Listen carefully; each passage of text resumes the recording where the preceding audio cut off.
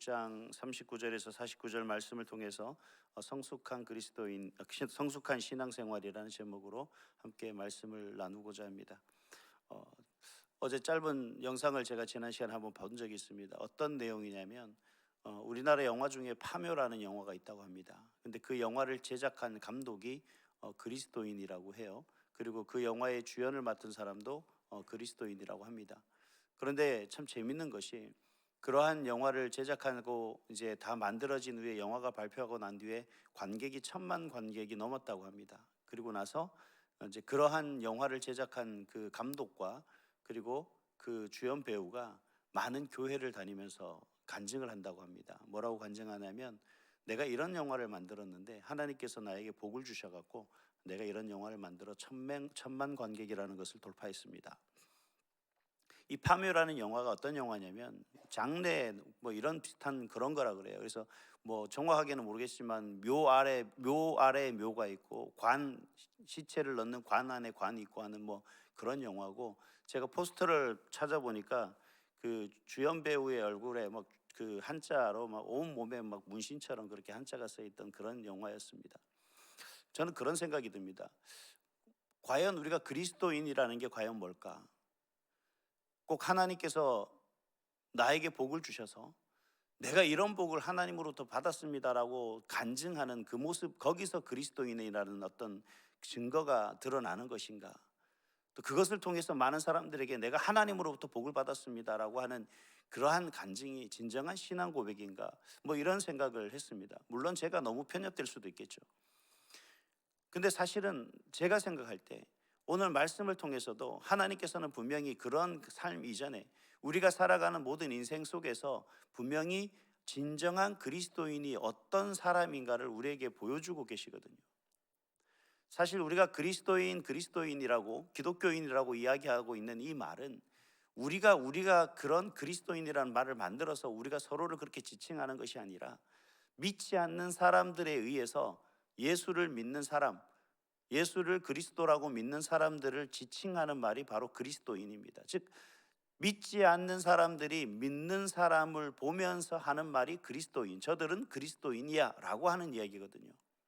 이 말을 좀 우리가 역설적으로 이야기한다면 우리는 세상 사람들이 우리를 볼 때 우리가 하나님을 믿는 사람으로서 다른 사람들과 구별된 모습을 과연 보이고 있느냐라는 겁니다.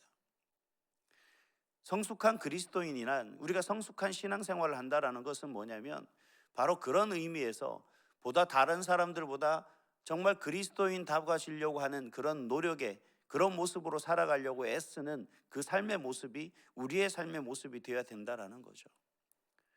그러면 자연히 하나님께서 우리에게 어떠한 것을 더하시지 않겠느냐 하는 겁니다. 그 파묘라는 그 영화의 내용은 제가 볼 때 정말 비기독교적일 수도 있다라고 생각을 합니다. 그러나 그러한 것이 꼭 내가 영화를 제작했더니만 하나님께서 이러한 복을 주셨는데, 그러면 그는 하나님으로부터 1,000만 관객이라는 그러한 영화를 제작한 감독이라는 타이틀을 받기 전까지는 하나님의 사람이 아니었냐라는 거죠. 여러분은 어떻습니까? 여러분이 진정한 그리스도인이십니까? 아직도 여러분 하나님으로부터 나는 복을 받지 못하기 때문에, 나는 그런 간증을 할 수 없기 때문에 하나님의 사람이 아니라고 생각하십니까? 저는 절대 그렇지 않다고 생각합니다. 우리가 은혜라고 이야기하는 그 자체가 벌써 하나님이 아무런 자격도 없고 아무런 조건 없이 우리를 구원하신 하나님, 그래서 그 하나님의 말씀 가운데서 우리가 어떤 삶을 살아야 할지 우리의 삶의 방향과 목적을 분명히 말씀하신 그 하나님의 뜻대로 살아가는 삶이 바로 진정한 그리스도인의 삶의 모습이거든요. 그리고 그러한 삶을 추구하는 것이 바로 성숙한 그리스도인의 신앙생활의 모습이다라고 말씀을 드리고 싶습니다. 그래서 어떤 성공을 추구하기보단 오늘도 내가 하나님 말씀에 조금 더 부합된 삶을 살아가고 정말 하나님이 원하시고 바라시는 그 삶을 내가 살아날 길을 최선을 다하는 그 모습이 진정한 성숙한 그러한 신앙인의 모습 아닐까요? 그런 사람을 일컬어서 믿지 않는 사람들이 그리스도인이다라고 이야기하는 것은 아닐까 하는 생각을 합니다. 요즘 많은 우리가 기독교인들이 많이 욕을 먹습니다. 욕을 먹는 이유는 뭐냐면 다른 이유가 없습니다. 그리스도인이라고 불렀던 그러한 그리스도인이 그리스도인답지 못한 말과 행동을 하기 때문에 많은 사람들이 비난을 받는 거죠. 비난하는 사람을 탓하고 아니면 또 다른 어떤 모습을 얘기할 것이 아니라 우리의 삶의 모습이 변화되지 않으면 그냥 여전히 그들과 우리는 별로 구별되지 않습니다. 저도 그런 얘기를 합니다. 목사님, 왜 우리가 자꾸 기독교 욕을 먹어야 됩니까? 라고 저에게 물어보는 분에게 제가 이런 대답을 했던 기억이 납니다. 참 그러게요. 그 사람들은 이단들이 많은데, 그리고 돌아서서 가만히 생각해 보니까 그들과 나와 다른 게 없더라는 거죠. 다시 말하면 저는 이단 사람들이 생각하고 행동하는 그 모습보다 정말 성숙한 신앙생활을 하고 있느냐라는 질문을 할 수밖에 없게 되는 겁니다. 그래서 오늘 본문을 보면 그러한 부분에 대해서 과연 우리가 성숙한 신앙생활을 하기 위해서, 진정한 그리스도인이 되기 위해서는 어떤 모습으로 살아야 되는가, 내가 무엇을 추구해야 되는가에 대한 부분들을 설명하고 있다라고 저는 믿습니다. 그래서 간략하게 세 가지로 나눠보도록 하겠습니다. 먼저는 뭐냐면 들보를 빼야 합니다. 우리는 내 들보를 빼야 됩니다. 다시 말하면 자신을 성찰하는 사람이 되어야 된다는 거죠. 진정 성숙한 신앙생활을 하기 위해서는, 내가 진짜 그리스도인이 되기 위해서는 다른 사람의 문제, 다른 사람의 결점을 자꾸 이야기하고 들춰내고 그것을 바라보는 것이 아니라 내 자신을 살피면서 내 부족함이 무엇인지를 들춰내야 된다는 거죠. 스스로가 드러내야 된다는 겁니다. 그래서 스스로를 보완하고 스스로 그 부족한 부분을 채워나감으로 인해서 정말 하나님이 보시기에 가장 아름답고 정말 하나님 보시기에 가장 거룩한 사람의 모습으로서 살아가려고 노력하는 그 모습이 되어야 되지 않는가 하는 생각을 합니다. 제가 어제 오전에 아내하고 잠깐 이런저런 얘기를 하다가 제가 엄청 충격적인 말을 들었습니다. 저도 모르게 저에게보다는 어떤 상대방에 대해서 이러한 단점들을, 결점들을 자꾸 이야기하고 있는 모습에 대해서 저를 이렇게 깨닫게 하는 모습들이 있습니다. 그래서 제가 어떻게 했냐면 막 얘기하더라. 이제 그만해. 분명히 제 상처를 드시면 이건 제가 감사해야 될 부분이거든요. 제가 미처 보지 못했던, 내 눈에 있던 들보를 보지 못했던 그 모습인데, 자꾸 저인데 그 부분에 대해서 당신 들보가 뭔지를 먼저 보고 상대방에 대해서 비난을 하든지 상대방에 대해서 판단을 하라라고 이야기하는 그 얘기가 왜 그렇게 듣기 싫은지 몰랐습니다. 몇 마디 듣다가 그만해, 시끄러워, 그만해 그러고 말았는데, 이 들보라는 말이 물론 우리가 이제 대들보라는 말도 있고 하지만 다른 한편으로는 이 들보라는 말이 나무 토막이라는 말도 있거든요. 결국 뭐냐면 이게 들보가 대들보냐 나무 토막이냐 뭐가 중요한 게 아니라 우리 눈을, 내 눈을 가리고 있는 그것이 있음에도 불구하고 우리는 대단한 능력을 가졌습니다. 하나님이 주신 특별한 능력인 거예요. 내 눈을 가리는 들보가 있음에도 분명하고 상대방의 티는 보인다는 거예요. 이 들보는 보지 못하는데 이게 얼마나 대단한 능력입니까? 하나님이 주신 이런 능력으로 우리는 뭘 하냐면 탓하고 있다는 거죠. 제가 아까 앞에서 이단이란 그 사람들과 왜 그런 얘기를 하냐면 우리는 항상 그냥 이단이기 때문에 그렇습니다. 그들은 잘못된 신앙 때문에 그렇습니다. 근데 그들과 우리와 차이가 없다는 게 더 문제라는 거예요. 정말 내가 그들보다 뭔가가 구별되고 뭔가가 다르다면 분명히 세상에 많은 사람들은 그럴 거예요. 저런 그리스도인, 가짜 그리스도인들이 기독교인들을 욕을 먹인다 이렇게 이야기할 건데 별로 다르지 않기 때문에 그들인 것처럼 보여지는 거죠. 근데 그걸 세상 사람들에게 구별하라라고, 너희들이 구별할 수 있는 지식을 갖추라라고 이야기할 것이 아니라 우리 스스로가 그 부분에 대해서 구별된 삶을 살아갈 수 있는 그 모습이 되어야 된다라는 겁니다. 그러기 위해서는 첫 번째로 우리가 해야 될 게 뭐냐면 내 자신을 잘 성찰하는 겁니다. 상대방을 평가하고 판단하기보다 탓하기보다는 그저 내 문제를 감추고 상대방의 결점을 드러내서 내 잘못과 내 어떤 부족한 부분들을 감추는 것이 잘하는 것이 아니라 그런 것을 말하기 떠나서 스스로를 살피면서 스스로를 성찰하고 내 스스로가 뭔가 달라질 수 있도록 노력해 나가는 모습, 하나님이 바라시고 원하시는 것은 바로 그러한 모습이라는 겁니다. 이것이 뭐냐면 성숙한 신앙생활의 모습이라는 거죠. 두 번째는 뭐냐면 마음에 선을 쌓아야 된다라는 겁니다. 마음에 선을 쌓아야 된다라는 말은 선한 사람이 되어야 한다라는 것을 말하고 있는데, 이 선한 사람이 된다라는 것은 그 내면에는 선한 것이 없음에도 불구하고 그 외적으로 나오는 것이 선한 것이 있겠느냐라는 부분에 대해서 오늘 말씀을 하고 있는 것을 볼 수가 있습니다. 그래서 좋은 나무가 좋은 열매를 맺는 거죠. 사과나무가 사과 열매를 맺는 거지, 다른 것으로 다른 것을 어떻게 할 수가 없다라는 겁니다. 우리가 이 병행 구절인 마태복음 12장 34절과 35절에 보면 이 똑같은 말씀이 나오는데, 이 말씀 속에서는 마음이라는 단어가 없어요. 근데 누가는 이 오늘 본문에서 유일하게 이 마음이라는 단어를 두 번이나 강조해서 사용하고 있는 것을 볼 수가 있습니다. 선을 어디에 쌓으라는 거냐면, 이 선한 행동이 드러나기 위해서는 안에 근본적인 것이 있어야 되는데, 그 근본적인 것이 마음에부터 비롯되어진다. 우리가 일반적으로 사람을 바라볼 때는, 사람을 알려고 할 때는 어떻게 됩니까? 그 사람의 내면을 알아야죠. 우리가 말과 행동이 나오는 게 사실 우리 스스로는 제어하고 자제함으로 인해서 말과 행동을 할 수가 있다라고 합니다. 저희 장인이 저인데 실망한 것이 있습니다. 뭐냐 그러면, 우리가 뭐 옛말에 이런 말 있지 않습니까? 이 사람이 좋은 사람인가 어떤 사람인가 술을 석 잔을 먹여보면 알고, 뭐 노름을 해보면 알고, 뭘 해보면 안다, 이런 얘기가 있는데, 제가 목사인데 술을 어떻게 마시겠습니까? 장인이 저희 그런 얘기 하시더라고요. 우리 이서방에게 술을 한 몇 잔을 좀 먹여봐야 이 사람의 속마음을 알 텐데 방법이 없다라고 그런 얘기를 하시더라고요. 하나님께 참 감사한 겁니다. 술을 안 먹어서 다행이지, 술을 먹었으면 제 속에 얼마나 더러운 것이 드러날지는 아무도 모르지 않습니까? 우리의 삶의 모습 속에서 말과 행동으로 그 사람을 평가하고 그 사람이 모든 것이 드러나게 되어 있습니다. 이건 판단하려고 판단하는 것이 아니라 그 사람의 말과 행동을 통해서 드러나는 것이기 때문에 어떻게 방법이 없죠. 또 급박한 경우에, 갑작스러운 경우에, 또 생각지도 못한 경우에 그런 것이 드러나게 되어 있지 않습니까? 그래서 하나님께서는 우리에게 이렇게 말씀하시는 거예요. 우리 안에 뭘 채우라는 겁니까?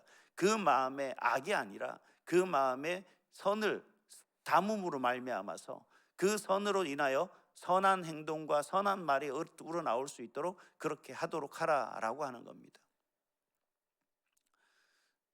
제가 아이들하고 잠깐 그런 사춘기 시절에 아이들이 너무 방해에 들어가 있는 겁니다.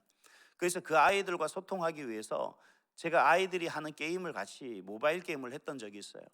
근데 그 게임 용어들이 있었는데, 한 번은 이제 보통 계절이 바뀌면 우리 어머니들은 보통 이제 옷을 다 바꾸지 않습니까? 계절에 맞게. 근데 그러다 보면 미처 치우지도 못하고 막 그러는 경우가 있는데, 일종의 게임 용어 중에 파밍이라는 게임 용어가 있습니다. 이게 뭐냐면 뭔가를 찾아서 자기 것으로 만드는 건데, 뭐 땅을 헤집거나 집을 뒤져서 뭔가 자기가 필요한 어떤 것을, 도구를 자기가 취하는 것을 파밍이라고 합니다. 그 아이들하고 그런 얘기를 합니다. 야, 집에 가면 엄마가 파밍해서 엉망이야. 그러니까 너희들 알아서 잘 정리해. 그러면 알았어요. 근데 정작 옆에서 듣는 아내는 몰라요, 무슨 얘기인지. 이런 용어들이 순간순간 우리 삶에 있다 보면, 뭔가 하면 다른 것이 담겨지면 그 부분에 대해서 뭡니까? 그 속에서 나도 모르게 담겨져 나오는 말들이 그런 말들밖에 되지 않는 거죠.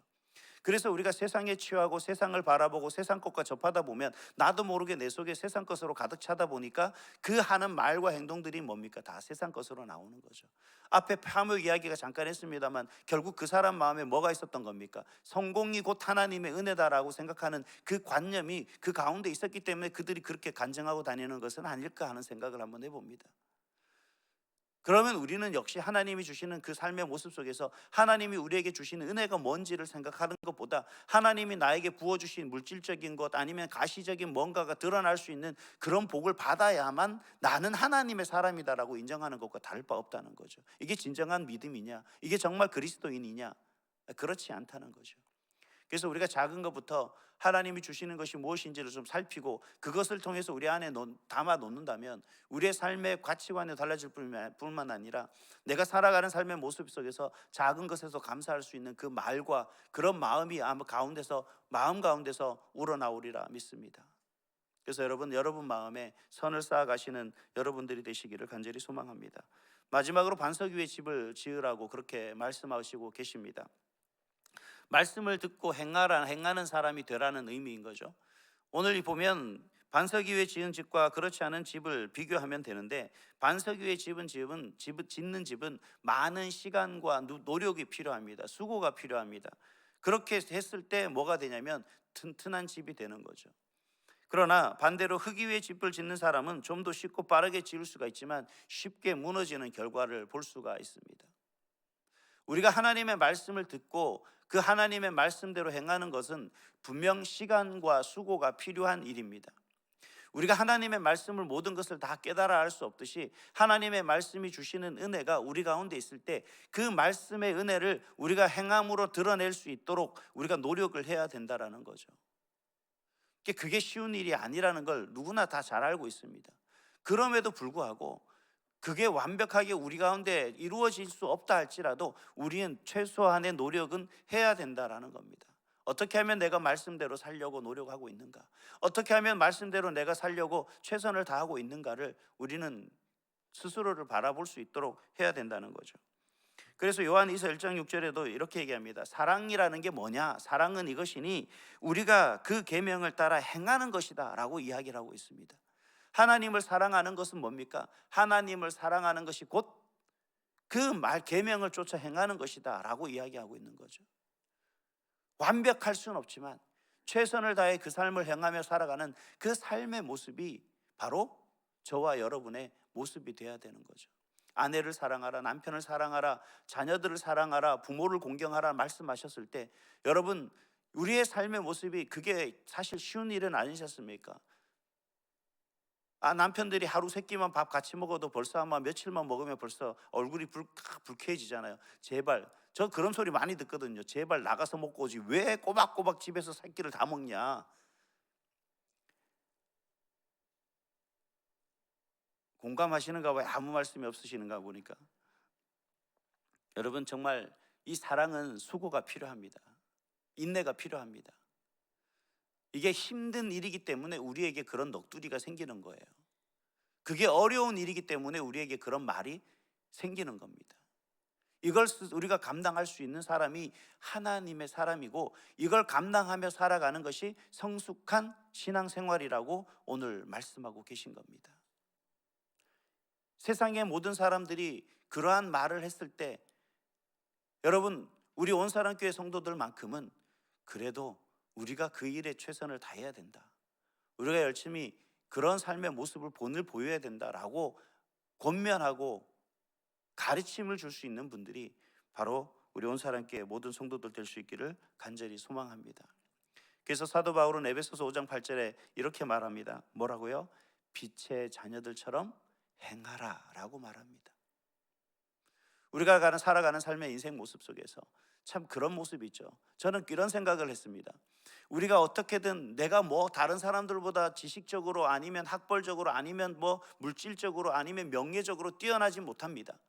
그렇지만 우리는 하나님의 자녀인데 오늘 이런 말씀 속에서 이러한 성숙한 신앙생활을 하는 것이 뭐냐면 빛의 자녀들처럼 행하라는 것이죠. 내가 그 자신을 성찰하고 내 안에 선을 쌓고 그리고 하나님의 말씀대로 행하는 그런 모습이 자꾸 계속 지속된다면 결국 나를 통해서 하나님의 영광이 드러날 수 있다라는 겁니다. 그 하나님의 빛을, 그 어둠을 비출 수 있는 빛이 될 수 있다라고 하는 말씀에 참 위로를 얻습니다. 여러분 오늘도 우리의 삶이 힘들고 어렵지만 그렇다 할지라도 여러분의 삶의 모습 속에서 어떤 모든 것을 포기하는 것이 아니라 성숙한 신앙생활을 통하여서 세상 사람들도 인정할 만한 그러한 그리스도인, 진정한 그리스도인이 되시기를 주님의 이름으로 축복합니다. 기도하겠습니다. 존귀하신 아버지 하나님,